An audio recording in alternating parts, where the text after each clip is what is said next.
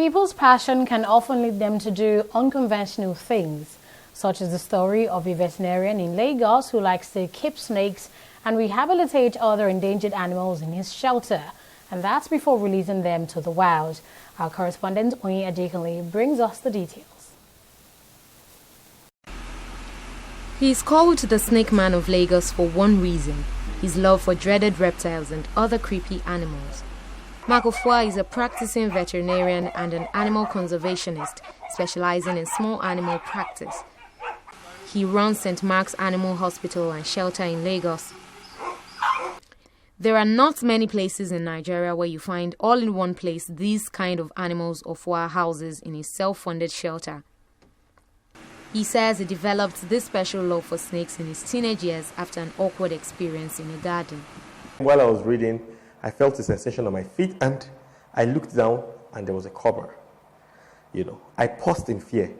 The cobra also must have sensed my movement. It paused in fear and our eyes were locked for what seemed like an eternity. And then after a while, it just faced forward and slithered away. From then I started asking myself, so snakes are not really the mindless killing machines we think them to be. And then that sparked up an interest, and I've been studying snakes ever since, and I found out that most of the things we know about them are wrong.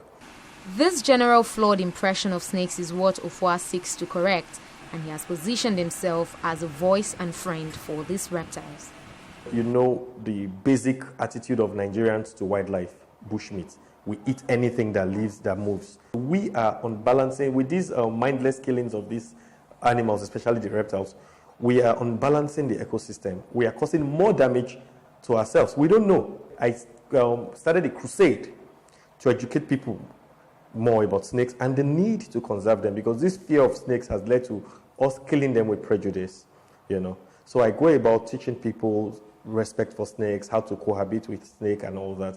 Besides dogs and cats, which are common in his shelter, there are also rare and endangered species as well, like the pangolin. He rescues them from local hunters and rehabilitates them before releasing the animals back into the wild.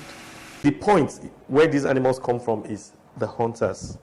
These are the people that go into the bush to get these animals for the bushmeat trade.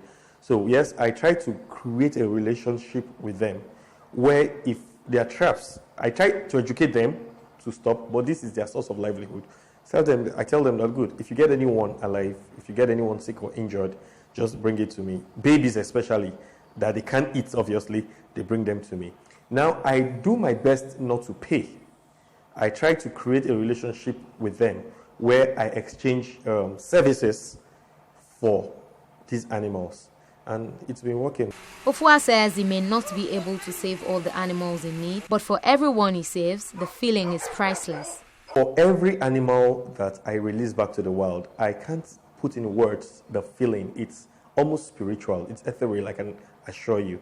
The fact that you know that if not for you, this particular animal would have been killed and eaten or used for rituals or something, but you have stepped in and you've given this animal another lease on life and then released to the wild where it can go live its life and procreate. You're something like a savior.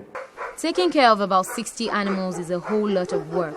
Call him crazy if you like, but Ofua is undeterred. He continues to travel far and wide with his signature animal, the snake. Oyin Adekunle, TV360, Lagos.